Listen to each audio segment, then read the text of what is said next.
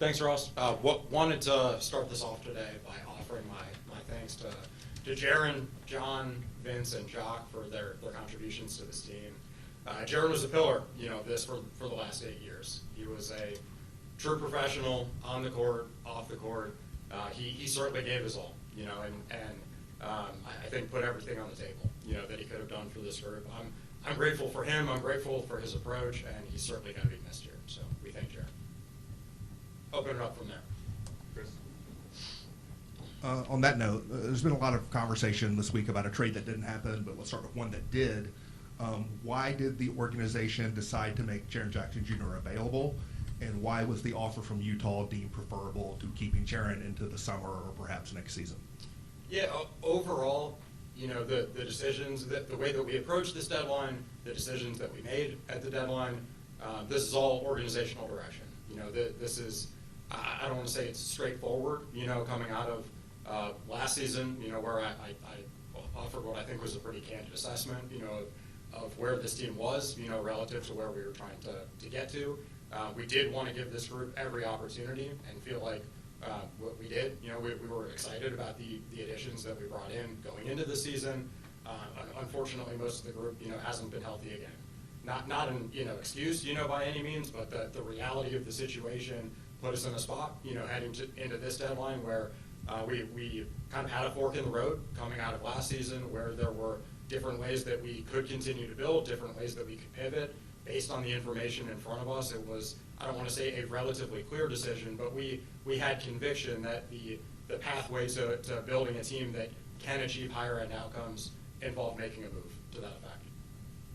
But you don't trade the why was that preferable to carrying Jaren forward? You could have traded him this summer, you could have brought him next year. Understood. No, as we weighed the offer from Utah and other teams, to be able to bring in 3 first-round picks, a player in Walter Clayton Jr. who we thought highly of, in the most recent draft. There was a lot of flexibility, that we generated, in connection with that trade as well. We felt good, about the return, and rather than, continue to, we felt healthier, for the organization to turn the page as much as we were able to, at this deadline, and be able to build this team with a clear, clear mind as to what we're trying to achieve going forward, which is pivoting to a younger build. We're not shying away from that. That's where this team is, at this point. I'm glad to get into any questions on that front as well, but that's where we are. On that pivot, why did you decide to make Ja Morant available for trade, and why was he not traded? In terms of the decision to, I think, evaluate opportunities for all players, on our team, which obviously we consummated, a trade involving Jaren, and Ja continues to be on this team, going forward. We evaluated the opportunity, trades take 2 teams. We evaluated the opportunities that were available to us at the deadline, and as we always have, we made the trades that we felt like were in the best interest of the organization going forward. The 2 trades that we did make at this deadline, we felt like they were in the best interest of the organization going forward. There were not other trades that were available at the deadline that we felt were in the best interest of the organization going forward.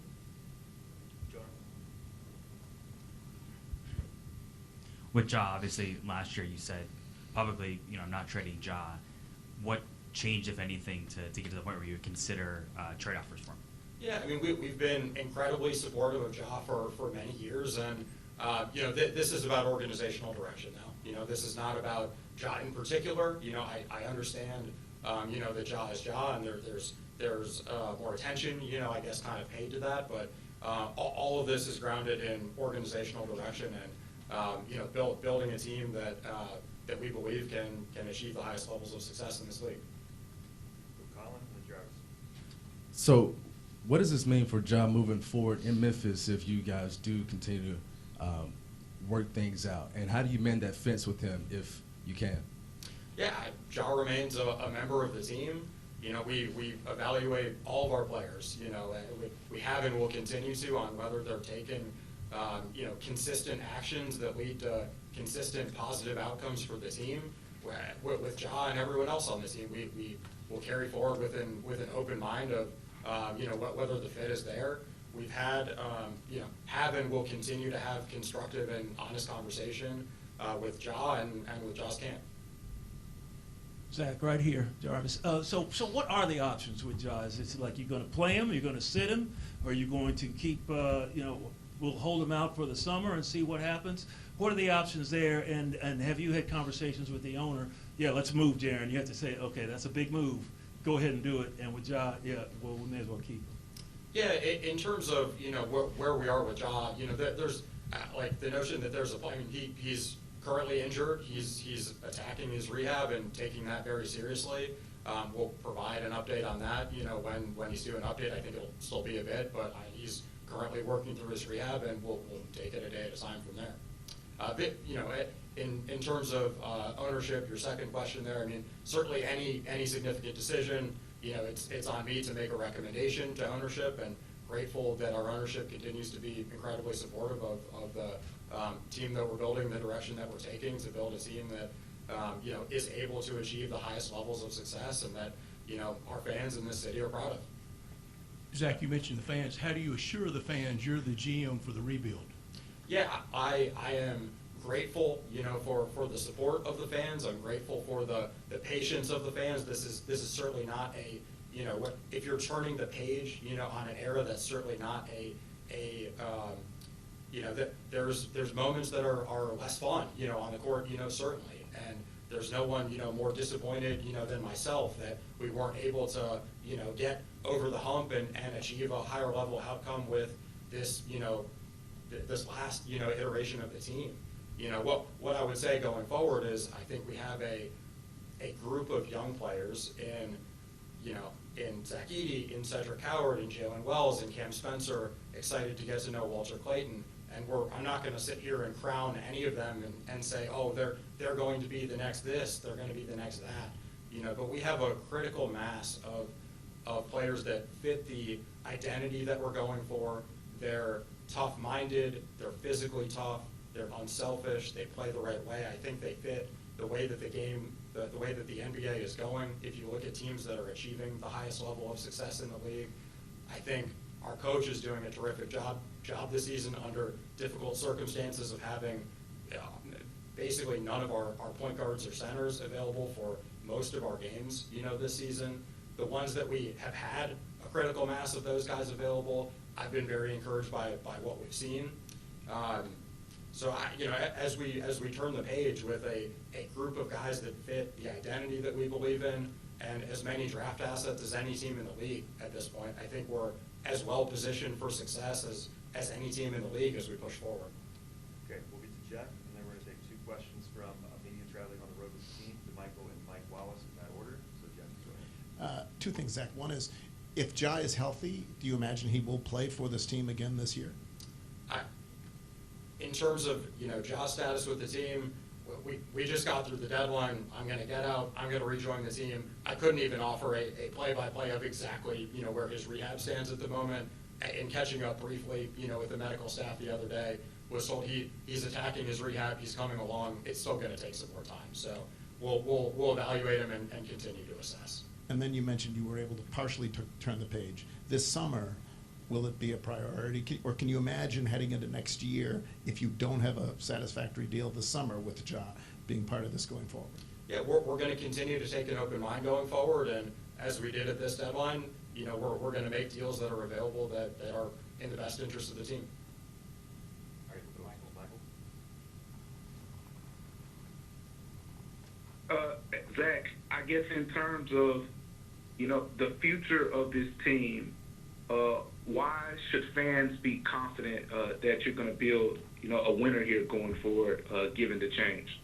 Yeah, I would just reiterate, what I was talking about with this group of young guys, that fit our identity and the draft assets that we've been able to accumulate. I think, I think there's plenty.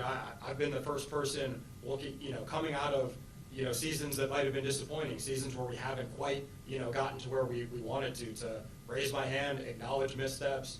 We're constantly looking inward, and I feel like, especially over the last couple of years, that we have been able to really consistently identify and bring in guys that fit the mold that that fit the direction the league is going, fit the direction that can yield, the type of higher end outcome that we're after.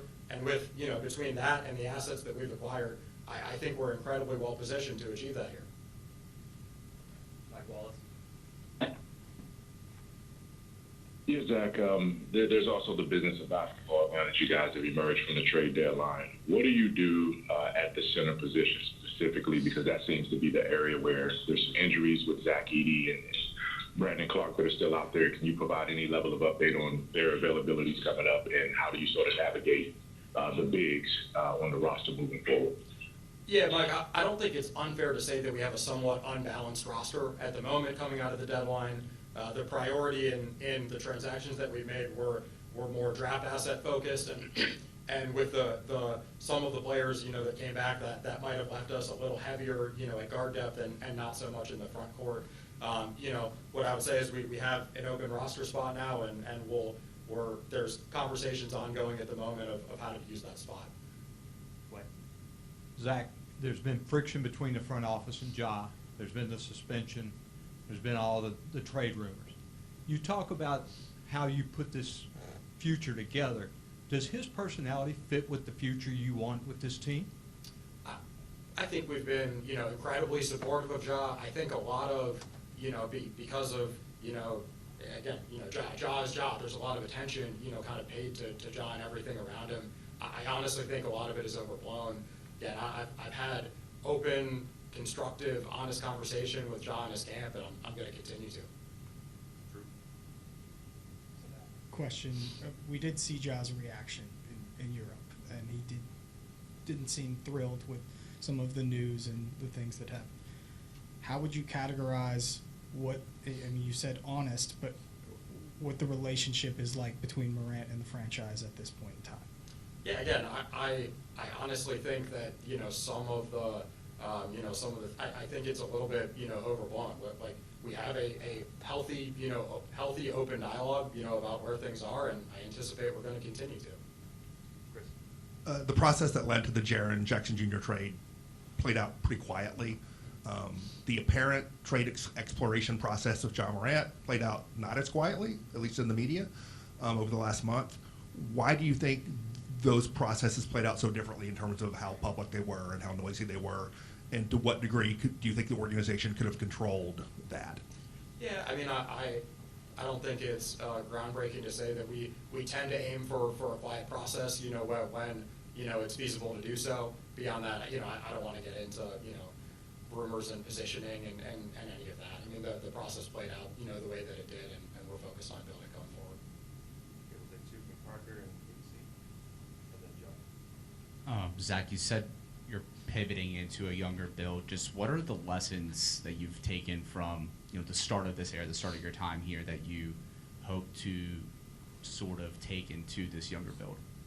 Yeah, I think the multiple times I think that I've kind of raised my hand and said this is something that we this was probably a misstep. This is something we I think we were consistent in owning those, and I think those certainly stand out.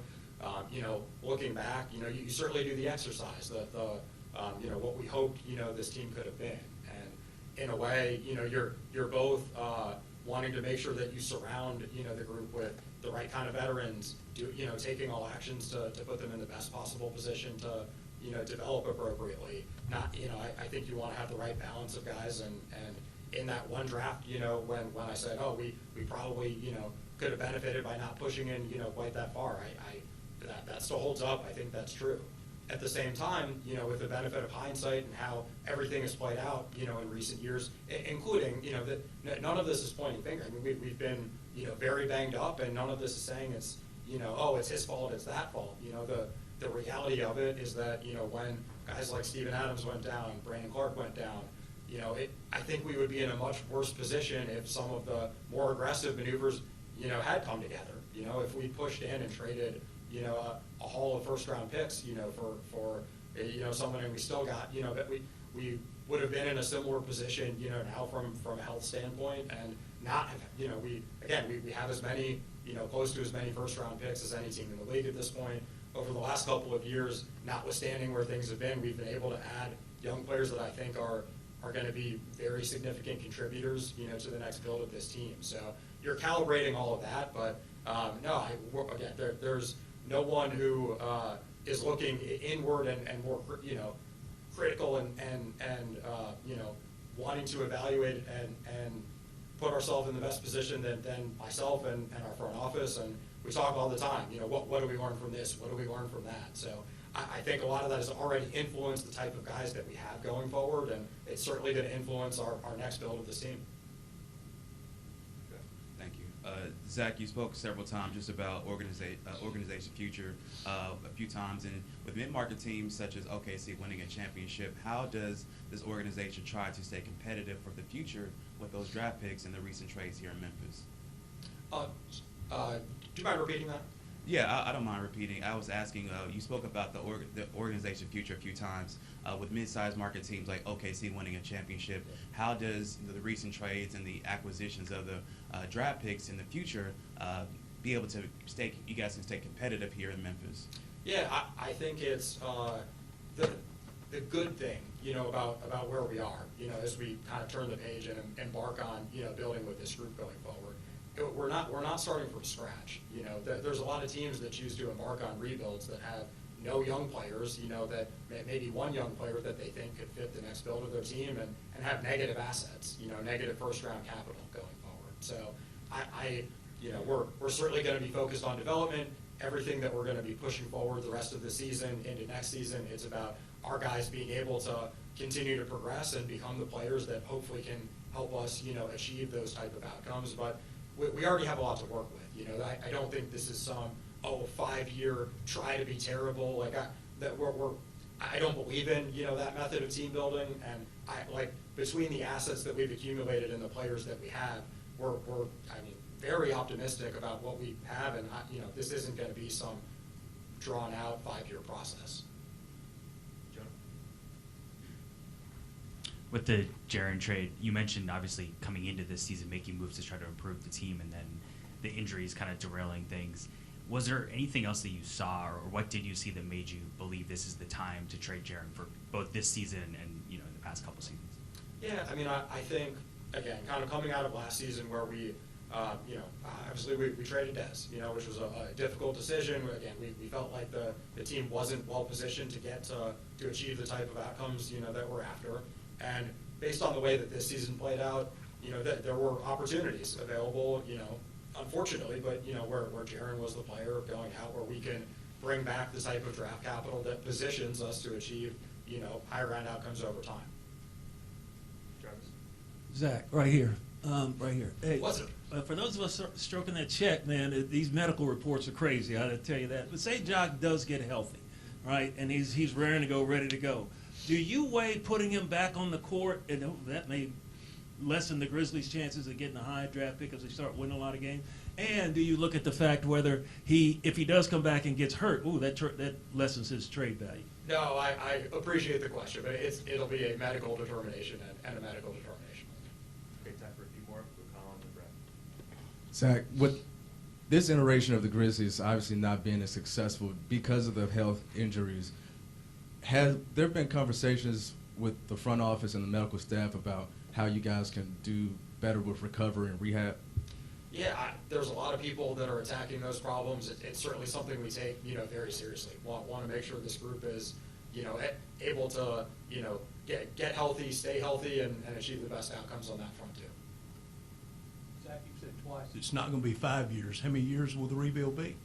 Yeah, it's a very fair question. What I would say is, I think you have to, calibrate honestly based on, where do you land in a draft? What type of players do you have? You as you're timing, a build and when to push in, and again, that's all through the lens of achieving the highest end outcome, in this league. It will be based on who are we able to acquire and when, whether that's through the draft or otherwise. Anything else? I want to say just shout one out. So you're saying if he's medically healthy to play, he's going to play? I said what I said. I will continue to say it's currently, he is rehabbing. He's attacking his rehab. I'm going to get out there, get a better download on where things stand at the moment. it's a medical determination. Okay, last question. Thank you very much. Will that rebuild be here in Memphis, or will it be somewhere else? That's beyond my purview, from a basketball standpoint. We are fully committed, to the city. I've been here for going on 11 years in the city now. I've grown up here. My kids are growing up here. We love it here. We're firmly committed to building a team that Memphis is proud of, and that's what we're going to do. Jeff? You got a couple young players, obviously, in the Jaren deal. Can you just talk about that? Absolutely. So I'll start with Walter. Walter, as I think I said earlier, is a player who we thought highly of, in this draft. We got to know, during this draft process. He is, I think, just fits the characteristics, that we're looking for. Again, being physically tough-minded, smart, winner. We've got a national champion, from the last 2 seasons between Walter and Cam, going back a couple of years. We got Zach Edey, who won, at a very high level in the NCAA as well.